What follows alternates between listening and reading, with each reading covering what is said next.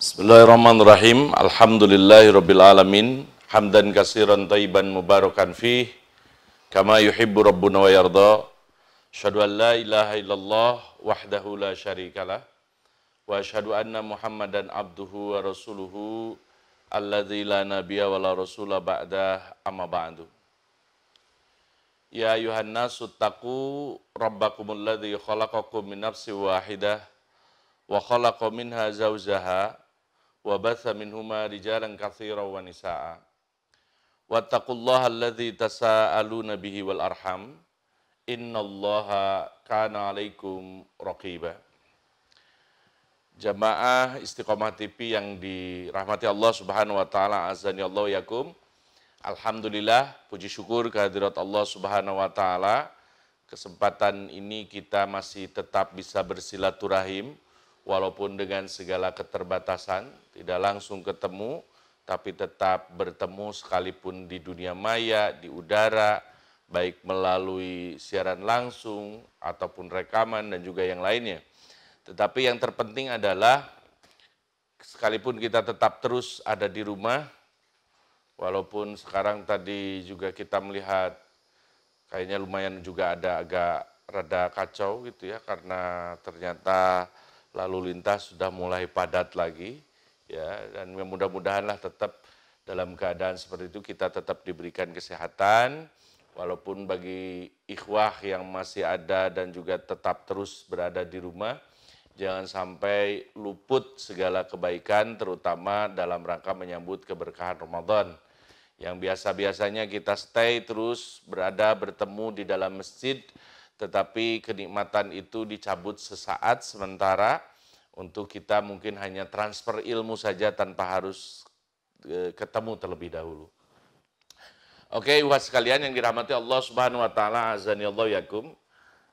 Saat ini kita akan berbicara tentang seputar bagaimana mengikis krisis akhlak, terutama yang menimpa generasi yang secara istilah itu sudah sangat keren, ya, sangat keren, tetapi juga dalam tantangannya tak kalah keren. Ya, disebutnya generasi milenial.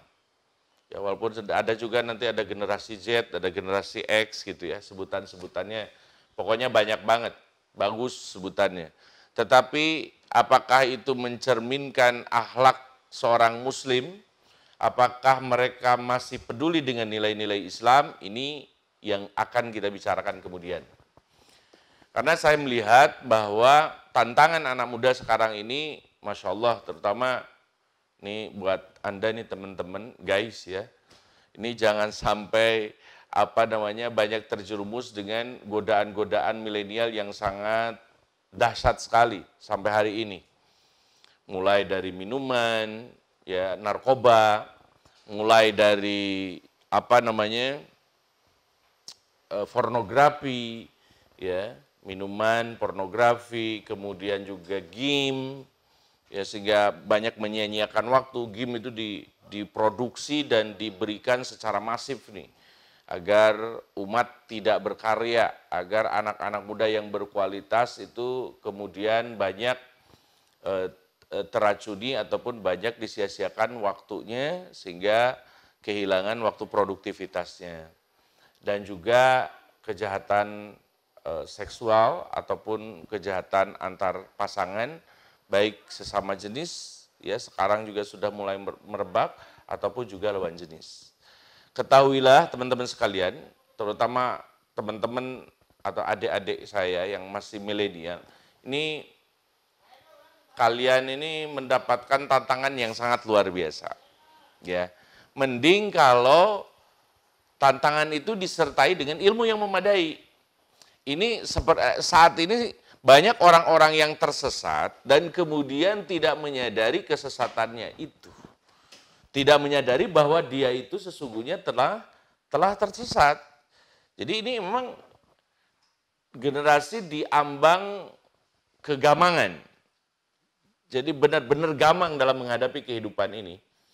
Nah, itu diibaratkan orang mau jalan kemana, kemudian ketika tersesat, kok bukan ke sini, ya, dan dia juga tidak mau menyadari ketika misalkan dia jalan, kemudian tersesat, dia tidak merasa dirinya tersesat. Udahlah, kita sekalian aja kongkow di sini, kita sekalian aja melakukan kegiatan di sini. Karena kadang-kadang tidak ada tujuan yang jelas. Kalau anak-anak muda mungkin yang zaman kolonial ke belakang itu anak-anak muda kolonial yang sekarang itu adalah orang-orang tua, itu mungkin masih menyadari lah ketika misalkan dia mau ke Bandung ternyata pas ke Bandung jalannya salah dan tersesat, maka dia menyadari ini bukan jalan ke Bandung, kita harus kembali on the track. Itu mending karena dia sadar.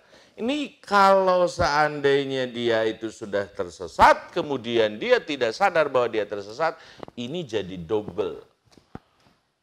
Jadi jahal murokab. Jadi kebodohan yang udah sangat di level akut. Ya, kebodohannya majemuk. Karena itu ini tidak boleh dibiarkan. Apalagi godaan-godaan saat ini sudah semakin masif. Sudah semakin merajalela, bahkan untuk maksiat gak perlu keluar rumah. Karena sekalipun pintu ditutup, jendela ditutup, ternyata maksiat datang dari atas, dari atap gitu ya. Tipara, tina kenteng gitu ya. Ini gabat dari genting segala macam. Karena apa? Karena maksiat itu diantarkan lewat sinyal. Dan bagi orang tua, tentu saja ini juga adalah tantangan yang sangat luar biasa. Sehingga kita harus mencoba mencari solusi dari semua ini. Tentu dengan pendekatan yang arif, bijaksana, terus juga tahu kondisi mereka, tahu kapasitas mereka, tahu kapasitas mereka, udah mereka itu jauh dari agama, kemudian dikasih agama dosisnya tinggi. Misalkan pemahaman yang militan misalkan, nggak harus dulu. Ya, mereka harus diajak bahwa agama itu adalah agama kasih sayang, bahwa agama itu bukan hanya mengajarkan dirimu untuk menguasai sesama ataupun untuk menyayangi sesama dan lain sebagainya, bahkan ajaran Islam itu menyayangi dirimu. Karena jangan sampai kemudian merusak diri misalkan dengan narkoba, karena akal akan hilang, kesadaran akan hilang, sehingga banyak dari narkoba ini bisa the door of maksiat dia. Dia bisa jadi pintu gerbang ya yang menjadikan seseorang itu kemudian berbuat maksiat yang lain. Ya. Dari narkoba itu kemudian dia akan terjerumus misalkan karena kesadaran akalnya tidak berimbang, maka dia akan melakukan misalkan dengan mudah merampok, mencuri gitu ya. Terus juga kemudian kejahatan zina dan lain sebagainya, dia akan lakukan dengan mudahnya. Karena apa? Karena pintunya adalah narkoba. Tentu teman-teman dan ikhwah sekalian ingat sekali, ya ketika ditawarkan kepada seseorang itu yang malaikat diutus ke muka bumi ini, ya untuk yang karena protes, ya karena protes kenapa manusia kemudian diberikan cobaan ataupun diberikan utusan sebagai khalifah sementara mereka yang suci-suci kemudian mereka diutus oleh Allah dan dijadikan sebagai manusia yang terkena dengan godaan. Dan Masya Allah malaikat yang menjelma itu tidak tergoda dengan apapun, tetapi kemudian ketika digoda dengan satu hal, maka hal maksiat yang lain kemudian bisa dikerjakan. Ketika dia ditawarkan mau zina denganku, mau mabuk ya atau mau membunuh, ya ternyata dia pilih yang dia kira adalah kemaksiatannya lebih ringan. Maka dia memilih apa? Memilih mabuk, udah memilih minum minuman keras, minum arak. Akhirnya dia minum arak dan apa yang terjadi ternyata dia berzina juga. Setelah berzina takut aibnya terbuka dan akhirnya membunuh. Ya, jadi minuman ataupun makanan itu adalah pintu untuk perbuatan akhlak Anda berikutnya. Karena itu hati-hati. Nanti kita juga akan ada solusi nih, terutama bagi teman-teman anak-anak muda dan juga kaum milenial, terutama karena akhlak ini menyasar kalian dan kita harus sadar bahwa kita lagi diserang, keluarga kita lagi diserang melalui jendela, melalui satelit, mau kemana-mana. Ya kadang juga bisa juga ke masjid. Dan padahal masjid sebetulnya adalah pusat pertahanan, ya markas pertahanan besar, markas besar pertahanan kita umat Islam. Kemudian disasar karena Anda sendiri ya bawa ponsel, bawa handphone, bawa Android, bawa apapun, dia dibawa kemana-mana gitu. Jadi akhirnya di masjid pun tidak terlepas dari serangan itu. Karena itu hati-hati gitu ya. Kalau lidah itu terkait atau berhubungan dengan apa yang kamu makan, maka pikiran adalah bergantung dengan apa yang kamu baca dan kamu lihat. Itu akan senantiasa berhubungan. Kalau yang dilihatnya yang nggak pantas untuk dilihat, kalau misalkan mikirnya udah, maka kalau misalkan biasanya kalau matanya sering lihat pornografi, maka pikirannya juga mudah ngeres gitu. Dan ngeres itu tidak hanya dari pikiran, nanti sebentar lagi akan turun menjadi tindakan. Ya. Karena dia apalagi misalkan sering terus-menerus, maka dia akan menjadi tindakan. Karena itu cegahlah sebelum kemudian kita terjerumus lebih jauh. Karena itu bagi teman-teman sekalian, bahwa sesungguhnya kalau sudah terjerumus kepada maksiat, maka satu Anda susah bahagia. Karena alam nasroh dalam surat Al-Insyirah Allah Subhanahu wa taala menegaskan auzubillahi minasyaitonirrajim. Bismillahirrahmanirrahim. Alam nasroh laka sadrak. Bukankah kami telah melapangkan dadamu wahai Muhammad? Dan Nabi Muhammad ini juga sama pernah muda guys. Pernah muda seperti antum semuanya. Karena itu, tapi bagaimana beliau ini kemudian dilapangkan hatinya, bisa merasa beliau itu orang yang paling kaya padahal hidupnya sederhana.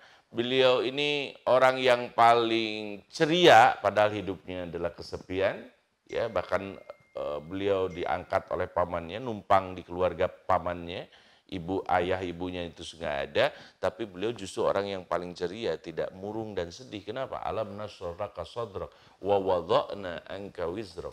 Karena dosanya sudah diangkat. Artinya apa? Kalau kalian banyak berbuat maksiat dan juga berbuat dosa, maka antum akan berat hidupnya, susah bahagia. Nah ini yang disebut susah move on yang sebenarnya itu yang begini nih. Jadi susah bahagia, susah optimis dalam menyambut panggilan Allah, itu yang susah move on.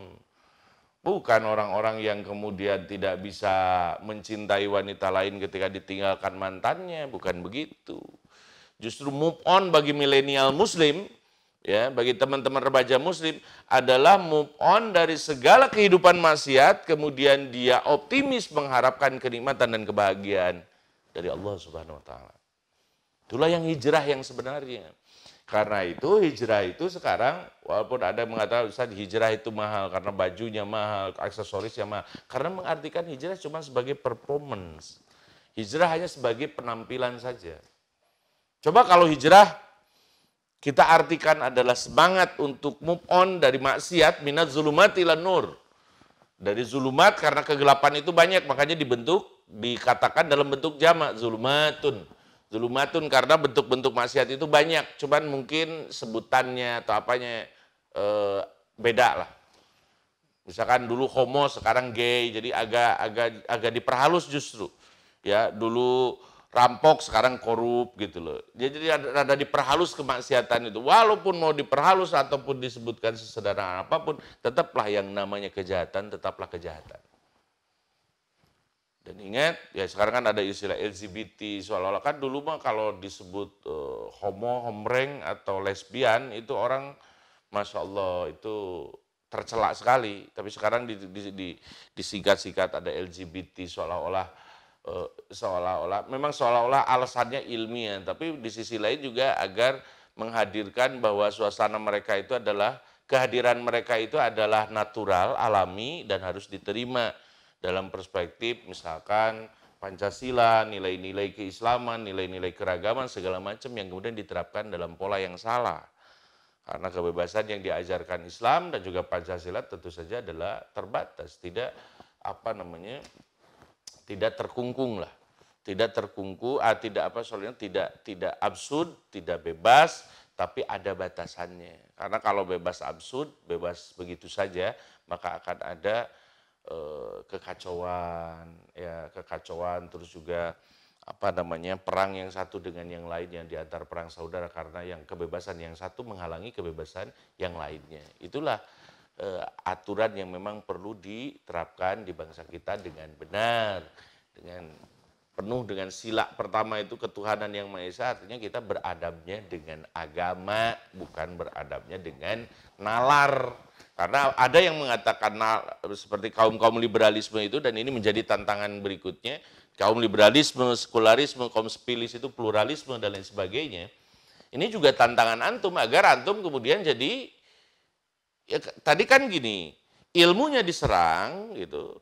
Anda sedang tersesat, tapi Anda kemudian tidak menyadari kesesatan Anda. Kenapa? Karena tidak punya ilmu. Ilmunya juga diserang dengan apa? Dengan keraguan-raguan, bukan yakin. Padahal yang diajarkan Islam itu Anda harus yakin. Jangankan yang diajarkan Islam dalam kehidupan biasa aja. Hidup yakin, percaya itu harus diajarkan. Sebelum Anda pergi ke Jakarta, misalkan kalau Anda gak percaya bahwa Jakarta itu ada, kemudian mobil bis yang ke Jakarta itu ada jurusannya, kemudian jam berapa berangkatnya, terus juga kita melihat orang lain ada yang sampai ke Jakarta dan bercerita tentang Jakarta, tentang Monas misalkan. Itu butuh apa? Butuh percaya. Kalau nggak percaya nggak bakalan pernah sampai. Dan kalau nggak mau tahu, nggak bahkan dia mungkin berikhtiar tapi nggak akan sampai ke tempat yang dituju. Dia mau naik ke Jakarta malah nyampe ke Garut gitu. Karena salah jalur misalkan, bisa jadi kan seperti itu.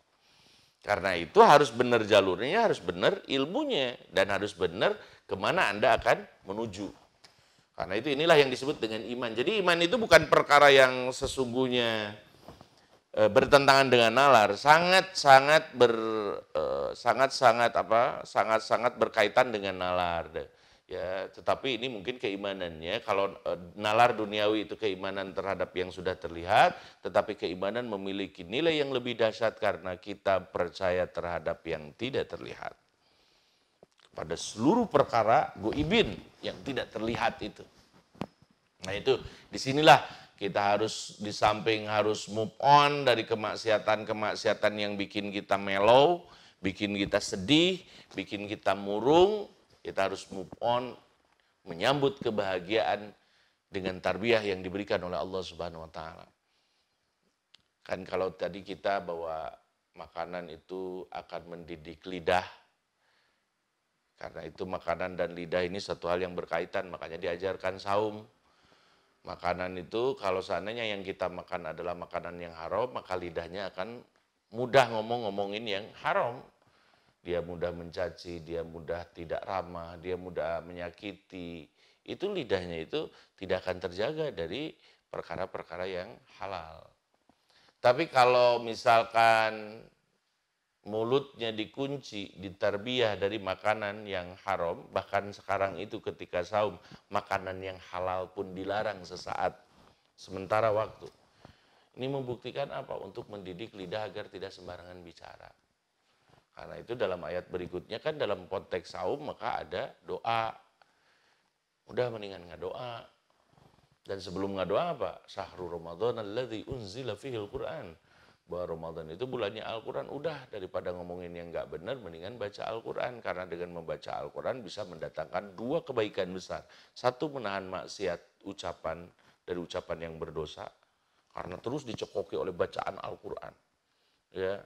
Artinya dihalangi mulut ini untuk berbuat dosa.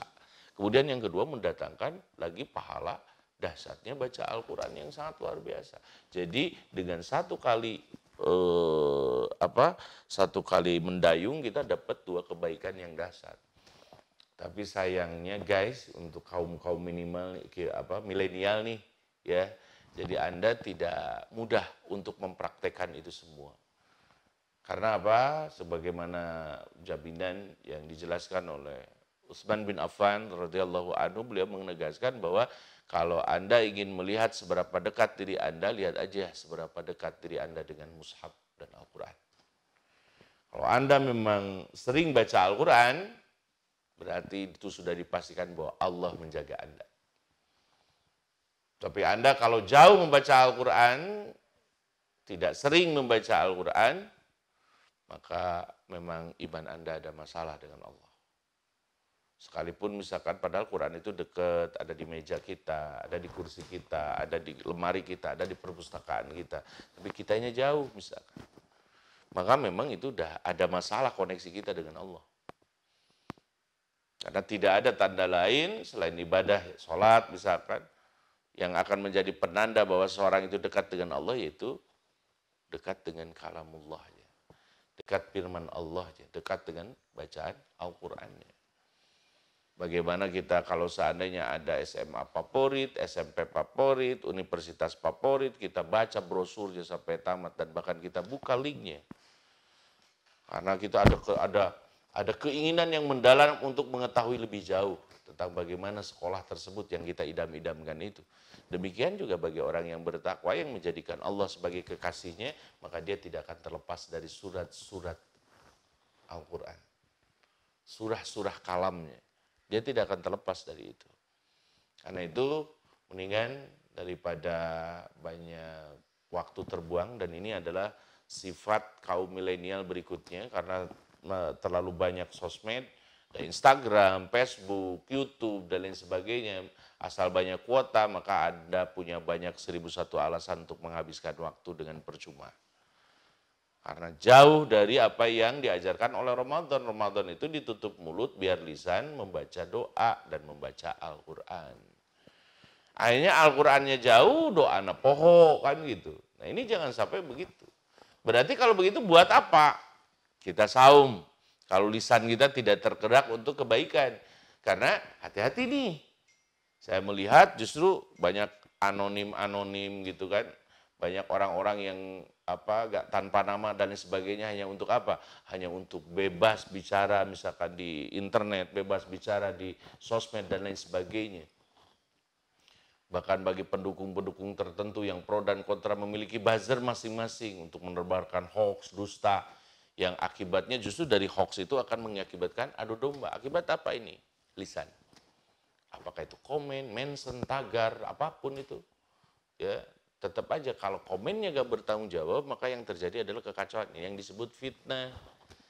Orang perang saudara adu domba karena adanya lisan yang berbohong ataupun menebarkan kebohongan ataupun dengan mengadu domba. Nah ini mulia nih akhlak Islam itu. Ya karena itu hati-hati. Juga saya melihat wah banyak orang yang ngomong-ngomong wah kayak di kebun binatang aja, saling mencaci, saling menghina. Mentang-mentang kadang ada yang tanpa identitas ya, fake account misalkan. Ada yang akun palsu dan lain sebagainya dengan bebasnya. Ingat, Allah Maha tahu. Malaikat mencatat siapa yang memasukkan akun itu, kemudian siapa yang berbicara. Karena komen, mention, ataupun apapun yang Anda tulis di sosial media itu bermakna hukum ucapan. Sama dengan ucapan gitu, Anda mengucapkan sesuatu. Apa yang Anda tulis, cuman yang berperan mungkin jempol dan jari lainnya. Tapi semuanya itu akan ditulis gitu. Nah itu ya. Jadi jangan sampai begitu bahwa ya barudak mah banyak yang kemudian mengatakan kita banyak yang autis lah gitu ya. Jadi terdaik cicing hantemnya terus ngoprek HP. Ya seolah-olah handphone itu adalah penyelamat dirinya. Ya bahkan dengan miris. Dulu ada tayangan itu ada yang sampai kemudian di ICU-nya itu ketika dia mau melepas sakaratul mautnya, ajalnya dia masih bergerak-gerak gitu. Kayak orang karena keypadnya gitu. Jadi mungkin juga tahu biasa main game atau biasa SMS-an, biasa WhatsApp mungkin sekarang. Ya. Karena itu ya jaga jarak diri Anda dengan WhatsApp, bandingkan dekati jarak Anda dengan mushaf. Ya, jadi mushaf dulu lah, jangan dulu WhatsApp. Karena bulan Ramadan adalah bulannya Al-Quran.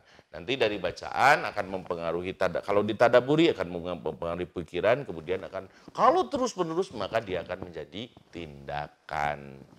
Kalau dalam proses pengetahuan Al-Quran ada bir, ada mabrur, ada abror. Kalau albir itu puncak kebaikan. Untuk kebaikan itu terwujud, kita korbankan semuanya, maka akan luka maksiat. Ya, kenapa orang ke hobi itu berapapun, misalkan demi mancing dia habiskan ratusan juta, padahal banyak orang tetangganya yang kelaparan untuk ditolong, apalagi dalam kondisi saat ini misalkan. Ada orang yang makan sampai ratusan juta, Masya Allah, menghabiskan berapa jatah orang lain gitu ya. Mending kalau sedekahnya sudah, ya walaupun saya anggap tetap berlebihan, nggak jadi masalah lah dia makan mewah-mewahan kalau dia memang sudah melaksanakan zakat, infak, dan sedekahnya. Tetapi ini hanya cuma untuk konten YouTube, untuk mewah-mewahan, untuk likers, untuk pamer-pameran dan lain sebagainya yang tidak ada faedahnya, yang tidak ada manfaatnya. Dan bahkan itu yang akan memunculkan kedengkian, bukan kesyukuran. Beda dengan orang yang banyak berbagi, misalkan sekalipun kita juga tidak boleh ngiri, tidak boleh merasa dengki dengan orang-orang yang kemudian mempublish, membroadcast, dan saya bisa jadi itu syiar. Karena tidak semua orang ria gitu ya, gak boleh kita suudon. Wah, bagi sembako segitu aja, pamer. Aku juga nggak bagi sembako, gak pamer, ya nggak bakalan pamer kalau gak ada bagi-baginya mah gitu ya. Justru setan itu akan menggoda orang yang sudah bekerja, yang sudah beribadah. Ya, moles mereka yang sudah beribadah biar capek gawe teka pakai. Dia sudah banyak bekerja tapi tidak ada nilainya di sisi Allah Subhanahu wa taala. Nah, ini jangan sampai seperti itu gitu ya. Bagus orang nge-broadcast segala macam gitu ya tentang pemberian misalkan takjil di jalanan, berbagi dengan orang-orang fakir miskin dan lain sebagainya, cuman jangan sampai hanya dijadikan konten saja. Jadikan itu amaliyah sehari-hari. Nah, milenial yang juara itu yang hidupnya bermanfaat bagi orang lain. Dia banyak membantu. Dan untuk memberi itu gak nunggu harus sampai jadi artis, jadi pengusaha, sampai jadi orang kaya. Karena ingat, orang yang berinfak itu bukan monopoli orang-orang yang kaya. Infak itu adalah orang-orang yang diberikan anugerah oleh Allah kedermawanan. Sekalipun orang miskin. Karena banyak diantaranya mereka yang hidupnya pas-pasan, tapi Masya Allah, banyak berbagi dengan orang lain. Gitu. Dia banyak berbagi dengan orang lain, sekalipun dirinya kekurangan. Sebagaimana dulu sahabat Ansor ketika menyambut, ya sahabat Ansor yang pribumi menyambut kaum muhajirin yang imigran, yang pendatang. Karena persaudaraan dalam Islam akhirnya, Masya Allah, terjalin ke persaudaraan yang sangat kuat. Nah, teman-teman sekalian, ikhwah yang dirahmati Allah Subhanahu wa taala, azanillahu yakum, kembali kepada tantangan tadi. Tantangannya bahwa anak muda sekarang itu tantangannya cukup berat, apalagi kalau tanpa ilmu yang memadai. Ya, kalau Anda bisa mendapatkan kesenangan melalui maksiat, karena memang dalam maksiat ada senangnya, ada nikmatnya, ada indahnya. Tetapi ingatlah itulah hanya sementara. Kalau justru Anda merasa sedih ketika tidak bermaksiat, ini sudah tingkatan akut dalam bermaksiat. Misalkan ngerasa sesek kalau nggak mabok, misalkan karena udah biasa mabok, ya ngerasa nggak plong, kalau nauzubillah misalkan kalau nggak kongkow dengan pasangan yang bukan muhrim dan lain sebagainya.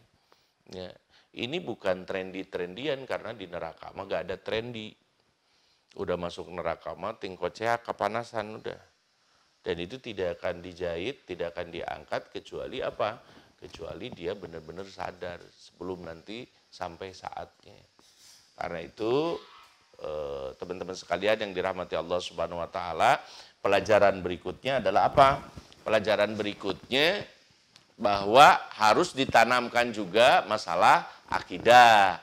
Masalah keyakinan yang paling mendasar, misalkan tentang perkara gaib, tentang Allah, ajarkan kenapa ada Rasulullah, kenapa harus diutus Rasulullah, kemudian bagaimana surga dan neraka, kalau perlu dibahas, malam pertama di surga bagaimana, malam pertama di neraka seperti apa, jamuan pertama apa, dan lain sebagainya, minuman dan makanan favorit apa. Ya, jangan cuma tahu makanan kafe aja, makanan ngopi, minuman kopi misalkan, kopi, ngopi aja gitu.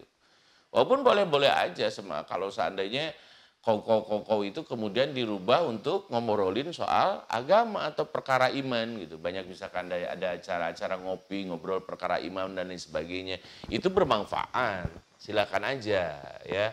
Jadi sambil kongko Anda banyak bertanya dan lain sebagainya biar gak ngalor ngidul, cekakak cekiki gitu ya, bahkan sambil ketawa, apa tarik-tarik gitu ya. Sambil berkeras-keras satu sama lain dan akhirnya apa? Kata Rasulullah SAW kan la tuksirid dhahik. Anda jangan banyak ketawa gitu ya, jangan banyak mengumbar ketawa karena fa inna kasratat dhahik tumitul qalba, karena banyak ketawa itu bisa mematikan hati. Ya. Artinya ya Anda juga tahu kan tokohnya kan Joker yang banyak ketawa itu. Joker juga udah labil, udah psikopat hidupnya.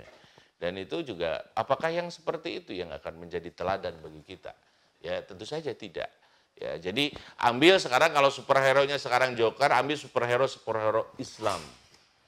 Ambil kebanggaan dengan itu. Kenapa Anda tidak menjadikan mereka tuntunan? Karena tidak ditonton sejarahnya. Ya, padahal kalau Anda tahu justru sahabat-sahabat Rasulullah itu kaum milenial justru. Jarang yang tua-tua itu yang masuk Islam tuh. Justru kaum milenial bagi diawalin misalkan dengan Ali bin Abi Thalib, bahkan Abu Bakar As-Siddiq yang pertama sabiqunal awalun yang 2 tahun di bawah Nabi Muhammad SAW usianya itu Masya Allah beliau juga ketika muda masuk Islam. Ada yang dari Yaman yang ngajain untuk belajar kepada Rasulullah, misalkan Abdurrahman bin Sakhr yang kemudian terkenal dengan Abu Hurairah radhiyallahu anhu. Sekolah 4 tahun jadi sarjana, bukan jadi sarjana S1 tapi bahkan jadi imamul hadis. Beliau jadi imam hadis yang sangat luar biasa padahal kuliah di Rasulullah selama 4 tahun. Ya. Jadi harus ada perjuangan ilmu, harus ada talaki. Bagaimana harus bertemu dengan orang-orang yang soleh, orang-orang yang berilmu, biar ilmunya menjadi barokah. Ilmu yang barokah itu adalah ilmu yang ngepek sama tindakanmu. Ilmu yang ngepek terhadap akhlakmu, gitu ya. Itu baru ilmu. Sekarang nggak pedulilah sekolah. Misalkan ada orang yang sekolah tinggi, S2, S3, bahkan mungkin S4 gitu ya.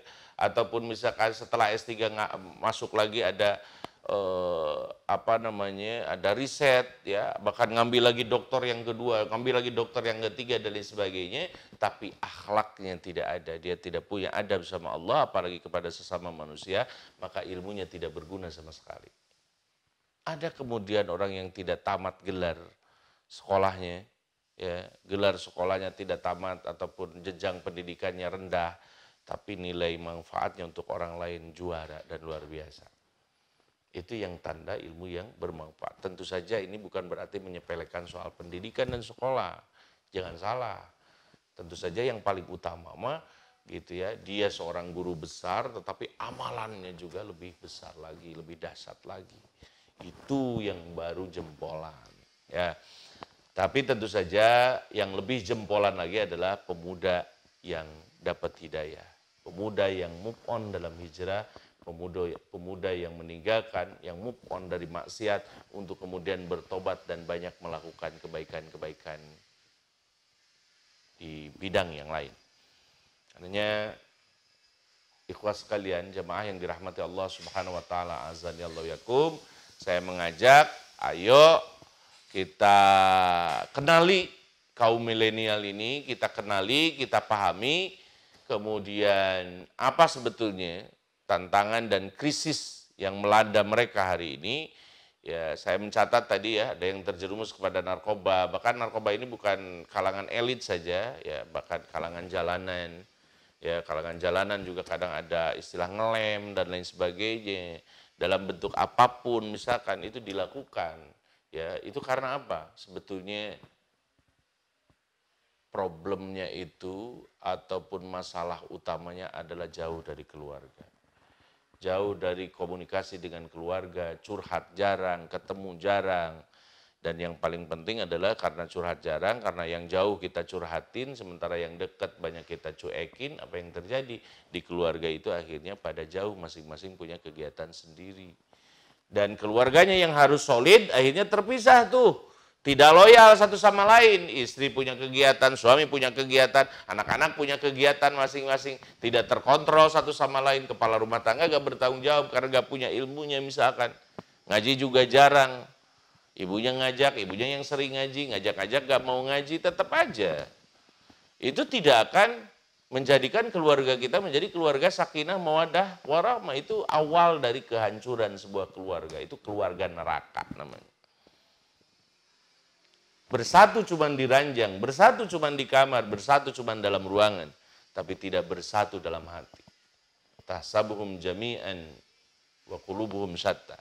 Engkau mengira bahwa mereka itu bersatu padahal hatinya bercerai-berai satu sama lain. Itu karena apa? Makanya harus ada agenda akidah, akidah yang sama. Ini kesempatan bagi keluarga-keluarga yang masih punya milenial, ingatlah bahwa mereka adalah penerus bangsa ini, mereka adalah penerus agama ini yang akan menjaga agama ini. Jagalah mereka, jaga bacaan Quran mereka, jaga juga hafalan mereka. Bagaimana cara berinteraksi dengan Al-Quran, Anda bisa lakukan membuat pondok di dalam rumah. Rumah, tapi agendanya pondok pesantren. Karena yang di pesantren juga sekarang kan pada dipulangkan ke rumah. Maka di rumah ajarkan sesuatu yang berguna dan mendasar bagi anak-anak kita. Saya untuk interaksi Al-Quran ada singkatan nih, biar mudah nih, ada Batman tahapan, ada Batman tahapan. Tapi bukan tahapan bank ini ya. Ini Batman tahapan. Apa itu Batman? Batman itu bacaan, khataman. Karena khataman ini juga sunnah, tapi tentu harus tartil bacaannya, bukan hanya target khatamannya. Karena apa yang sering Anda baca akan menjadikan Anda semakin dekat dengan Al-Quran, semakin dekat dengan kalam Allah, akan semakin dekat dengan apa yang dikehendaki oleh Allah. Yang kedua adalah tadaburan, baru tadaburan. Ini tadaburan apa? Satu ayat itu. Karena itu yang disebut dengan bacaan itu, bacaan akan semakin mundal pahalanya, semakin tinggi pahalanya. Kalau tidak hanya sekedar dibaca, tapi juga ditadaburi. Sekalipun cuma satu ayat, tapi kita paham. Atau banyak bertanya kepada orang yang lebih tahu ilmunya. Fas'alu ahla dzikri. Ya, in kuntum la ta'lamun, tanya ahli zikir jika engkau memang nggak tahu tentang makna dan arti. Kemudian tahapan itu kan ada tadaburan, ada hafalan. Hafalan juga penting untuk mengasah otak dan database otak kita itu, memori kita, biar diisi oleh mufrodat ilahiyah. Itu kan, misalkan mufrodat ilahiyah itu kan ada Ghafurun Rahim, Allah itu maha mengampuni, maha merahmati. Artinya apa? Ghafurun itu Allah itu maha mengampuni dosa siapapun dan dosa apapun. Pada prinsipnya Allah akan ampuni itu semuanya. Rohimun, dan kalau orang berbuat dosa kemudian sekalipun waktunya cuma sedikit dan dia mati wafat dalam keadaan sudah diampuni, rohimun, maka dia akan dimasukkan ke dalam surganya Allah. Ini betapa coba tawaran besar dari Allah. Nah ini akan menjadi motivasi, ini akan menjadi luar biasa dan akan menjadi lega banget buat hati, lapang dan lain sebagainya. Ya, ketika kita menyadarkan mereka, teman-teman milenial yang terpaksa harus di jalanan ataupun di mana kongko, bahkan kadang di bukit-bukit, saya di gunung-gunung itu kadang ada acara misalkan di atas, banyak juga yang nongkrong-nongkrong sambil paruasa gitu kan, mereka gak saum gitu. Padahal mungkin gak ada uzur gitu dan lain sebagainya. Kongko hanya untuk hal-hal yang tidak berguna, tapi berguna bagi eksistensi mereka. Karena itu kalau untuk eksistensi mereka, maka bangunlah juga hobi mereka. Misalkan ada ahli ngaji tapi dulunya resep bola, udah bikinin untuk apa, misalkan futsal lah, atau misalkan olahraga, itu positif. Ada yang resep basket, silakan basket, tapi waktunya ngaji, waktunya sholat. Jadi hobi jangan sampai menjerumuskan kita, menjauhkan kita dari urusan kewajiban dan ketaatan. Kalau hobi sudah merusak itu berarti kita memang ada di jalur hawa nafsu. Pemuda keren, pemuda milenial keren, remaja milenial yang keren itu adalah ketika datang panggilan Allah, dia datang sebelum waktunya dan sudah ada hadir. Sebelum waktunya, pemuda itulah, kalau pemuda itu sudah ada di masjid, misalkan kalau ada orang yang datang ketika azan memanggil, maka itu wajar aja. Tapi kalau ada pemuda datang ketika azan memanggil, itu juara. Tapi kalau ada pemuda hadir sebelum adzan, maka itu istimewa. Dia memang akan menjadi pemuda yang sangat kuat di kemudian hari. Bahwa kesuksesannya insya Allah bukan hanya soal dunia saja, tapi juga bahkan akhirat. Ya, karena itu ikhwas sekalian, teman-teman yang dirahmati Allah Subhanahu Wa Taala, azan ya Allah hukum. Untuk terakhir, saya punya 3 solusi. Bagaimana kemudian, sebagaimana ini saya ngutip dari Syekh Utsaimin juga, rahimahullah, ya, beliau menegaskan untuk kalangan anak-anak muda itu ada 3 hal yang memang perlu kembali diingatkan agar jalan mereka tidak tersesat, karena semakin banyak permainan, semakin banyak entertain, semakin banyak aplikasi, semakin banyak gaming dan lain sebagainya, maka yang ada adalah timeless. Waktu itu menjadi tidak bermanfaat, percuma begitu saja. Padahal ingat, inna sam'a wal basar wal fuada, ya, kullu ulaika anhu mas'ula. Maka semua itu akan ditanya di hadapan Allah Subhanahu Wa Taala. sesungguhnya pendengaran, penglihatan, juga hati, itu semua akan ditanya di hadapan Allah Subhanahu wa taala. Dipertanggungjawabkan seperti halnya kuota yang habis dipakai untuk bicara, kuota yang harus dipakai untuk paket internet. Itu apa yang Anda gunakan? Misalkan Anda diberikan kuota oleh perusahaan, oleh yayasan, oleh keluarga, terus Anda harus juga mempertanggungjawabkan semuanya. Apa yang telah Anda lakukan dengan kuota itu? Adakah manfaat untuk perusahaan atau tidak? Adakah manfaat untuk kebaikan atau tidak? Ya, jadi gunakanlah kuota umur kita, kuota bicara kita dengan komen yang baik, karena keimanan dan ketakwaan seseorang itu adalah bergantung tercermin dari apa yang diucapkannya. Ya, apa 3 solusi itu? Diantaranya yang pertama adalah isilah ataupun manfaatkan waktu luang secara maksimal. Waktu luang nih kalau banyak, jangan maksimal untuk YouTuber-an, Instagraman, dan lain sebagainya. Kecuali kalau teman-teman misalkan punya bisnis, punya hobi yang bermanfaat, punya komunitas tapi diajak untuk taklim, punya komunitas misalkan ada untuk kongko-kongko soal agama, tidak hanya juga soal bisnis, itu baik. Berarti Anda bermanfaat. Sekarang banyak yang online-online kemudian dijadikan sarana untuk tausiah, pengganti pengajian ketika offline, misalkan ini juga baik. Pokoknya gunakan, karena waktu luang itu tempatnya setan dan juga tempatnya iblis. Kalau ada waktu luang maka dia akan menggunakannya dengan untuk perkara-perkara maksiat. Ya, satu itu maksimalkan waktu yang luang mungkin dengan baca Al-Quran, tapi mungkin juga karena tidak juga melulu baca Al-Quran, monggo silakan. Misalkan yang punya hobi apa gitu ya, skateran atau apa gitu, di mana sekarang juga udah banyak di taman-taman, tapi jangan lupa juga bawa mushafnya biar sambil nerusin. Nah itu pemuda keren itu, yang di dalam hobinya aja dia tidak ingat, dia tetap ingat Allah. Ingat kan Muhammad Salah, Liverpool itu, orang Mesir itu memberikan contoh yang baik dan bahkan terbaik. Bahkan Ozil juga sebetulnya sama, sangat luar biasa. Jadi dia baca Al-Quran segala macam. Tingkatan sholat itu karena memang udah populer, dia itu gak perlu mimbar untuk dakwah. Dia hanya tergambar aja ketika baca Al-Quran, tergambar aja tidak mau salaman dengan yang bukan muhrim, maka itu jadi dakwah yang dahsyat.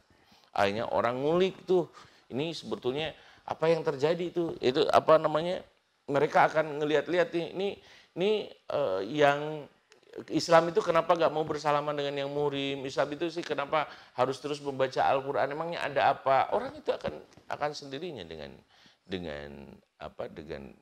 ketidaktahuannya, bahkan dengan keponya, dia akan menggunakan kekepoannya untuk kemudian siapa tahu dapat hidayah di kemudian hari. Ya, jadi yang pertama, gunakan waktu luang, manfaatkan waktu luang dengan baik-baik, karena jangan sampai membuat waktu luang. Kalaupun misalkan Anda ada trial and error, maka teruslah trial and error sampai menjadi orang yang sukses. Ya, tapi jangan cuma dunia, karena dunia itu sesaat. Tibanya mati, semua dunia ditinggalkan. Agar kita mati tetap kita banyak pahala, banyak amal, banyak perbekalan, maka siapkan juga untuk akhirat kita. Ya, karena itu jangan pernah ngomong bahwa saya melakukan maksiat ini karena miskin. Banyak orang yang begitu. Karena miskin saya terpaksa ngerampok, karena miskin saya merasa saya melakukan itu dan ini. Bahkan dengan indahnya. Misalkan para pelacur atau penjajah seks itu kemudian mengatakan bahwa siapa yang akan menghidupi anak saya kalau tidak seperti ini, seperti indah. Dia menyatukan antara kebutuhan dengan untuk menjadikan pembenaran terhadap maksiat. Padahal sesungguhnya dia tidak ingat, dia mungkin takut miskin terdekat, tapi dia tidak takut dengan kemiskinan jangka panjang yang abadi selama-lamanya nanti di akhirat. Naudzubillah min dzalik. Yang ideal tentu saja kita jangan sampai kemiskinan, kelaparan di dunia, karena itu memang harus berikhtiar.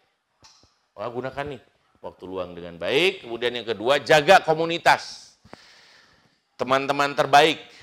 Dan untuk mencari teman-teman terbaik gak harus mengupload misalkan aplikasi-aplikasi dating, aplikasi kongkowing segala macam gitu. Ya gak usah lah. Yang terpenting apa? Anda akan mendapatkan teman-teman yang baik kalau Anda sendiri berbuat baik. Jadi Allah itu kan tadi saya yang lupa mengajarkan bahwa menjelaskan tentang al-abror itu kebaikan puncak yang penuh dengan pengorbanan. Kalau mabrur itu efeknya, hikmahnya. Kalau bir kaitannya dengan Allah, kalau mabrur kaitannya dengan sesama. Artinya sejauh mana dia setelah ditarbiahi oleh Allah melalui sholat, saum, karena mabrur itu bukan hanya soal haji, dia sudah sejauh mana bisa banyak mengamalkan kemabrurannya di masyarakat. Baru kalau sudah terbiasa dan istiqomah, jadilah dia al-abror. Abror itu orang yang kebaikannya sudah mendarah daging dengan dirinya. Karena itu watawafana ma'al abror, ya Allah kalaupun aku wafatkanlah bersama orang yang berbuat baik. Jadi teman-teman yang terbaik itu adalah orang yang senantiasa terbiasa berbuat baik, berkorban yang terbaik, sehingga dia akan dipertemukan dengan orang-orang yang baik. Kalau posisi Anda muzaki, pemberi, mutasodik, orang yang sering banyak bersedekah, maka Anda akan dikumpulkan dengan orang-orang yang berada di tangan di atas. Tapi sebaliknya kalau Anda jadi mustahik, maka Anda ngantri akan bersama orang-orang yang mustahik. Karena itu ada yang mustahik tapi jiwanya muzaki.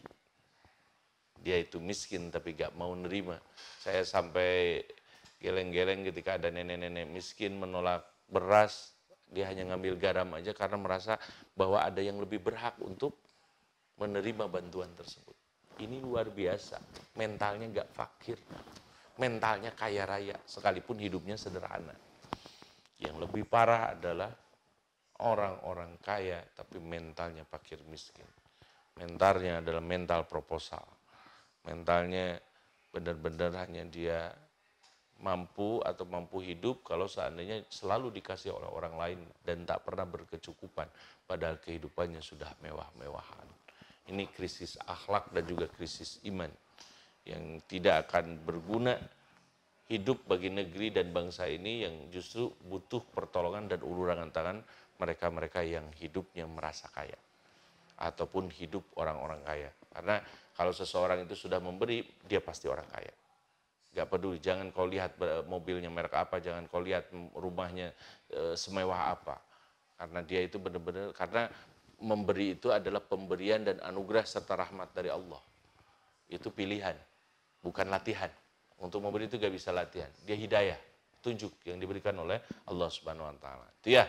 Jadi bergaulah dengan orang-orang baik, karena ingat, kalau Anda ingin tahu sejauh mana keimanan Anda, falyandur ilaman yukhalil. Maka lihatlah dengan siapa dia bergaul. Ya, lihat korinnya, lihat temennya, lihat CS-nya. Lihat siapa yang sering warawiri kemana, dengan siapa dia banyak berteman dan bergaul. Nah itu ya. Kemudian yang ketiga, teman-teman dan ikhwah sekalian yang dirahmati Allah Subhanahu Wa Taala, pesan Syekh Utsaimin adalah untuk anak-anak muda, di antaranya adalah banyak sering baca buku-buku dan rujukan yang benar agar Anda tidak tersesat di jalan. Dia semacam manual book bagi mereka yang ingin menuju ke suatu tempat. Misalkan kita ingin backpackeran, ingin traveling ke suatu tempat, maka kita coba rumuskan mapnya, coba rumuskan di mana perberhentiannya, rest areanya, di mana kita beli bensinnya, di mana kita menginapnya, bagaimana apa yang harus dilakukan sesuai gak bekalnya dan lain sebagainya. Itu justru mapping seperti itu justru dilakukan ketika kita memberdayakan seluruh kekuatan yang diberikan oleh Allah kepada kita ini justru untuk membela agama kita. Dan yang pertama tentu aja adalah pintunya membaca Al-Quran, kemudian membaca buku-buku Islam, membaca pemikiran-pemikiran Islam, sejarah dan juga yang lainnya, karena dengan di situ kita akan punya inspirasi untuk hidup lebih berguna, terutama berguna bagi apa yang diridhoi oleh Allah Subhanahu Wa Taala. Jangan putus asa bagi teman-teman yang sudah punya komunitas baik dan sudah menjadi yang terbaik, karena Anda manusia langka hari ini. Anda adalah orang-orang yang benar-benar diharapkan berguna bagi bangsa ini, berguna bagi negeri ini. Ya, karena waktu yang akan membuktikan siapa yang akan dikomen dalam sosmed dan siapa yang akan ditulis dengan tinta emas oleh sejarah besok hari. Karena itu seorang milenial keren, ada yang mengatakan, ha anada, bahwa inilah aku, inilah gue, inilah saya, inilah ana. Ya, yang mengatakan seperti itu bukti adalah kemandirian, bukti tanggung jawab. Bahwa dia bertanggung jawab bukan saja atas hidupnya, bukan atas materinya, bukan atas pekerjaannya, tapi juga atas ilmunya. Karena yang menjadi gizi bagi jasmani mungkin adalah makanan, tetapi yang menjadi gizi bagi ruhani adalah keilmuan. Mudah-mudahan apa yang disampaikan bisa bermanfaat, meningkatkan keimanan dan juga ketakwaan kita kepada Allah Subhanahu wa taala. Jangan lupa banyak berdoa kepada Allah karena doa bisa mengubah segalanya. Doa akan menancapkan motivasi dalam hati kita sehingga kita terus hidup on the track, tidak dalam maksiyah dan al-hawa, tapi terus berada dalam fitrah dan ketaatan sampai kemudian kita istiqomah, mendarah daging dalam diri kita, akhirnya kita akan wafat dan diwafatkan dalam keadaan husnul khotimah. Rabbana hab lana min azwajina wa dzurriyyatina qurrata a'yun waj'alna lil muttaqina imama.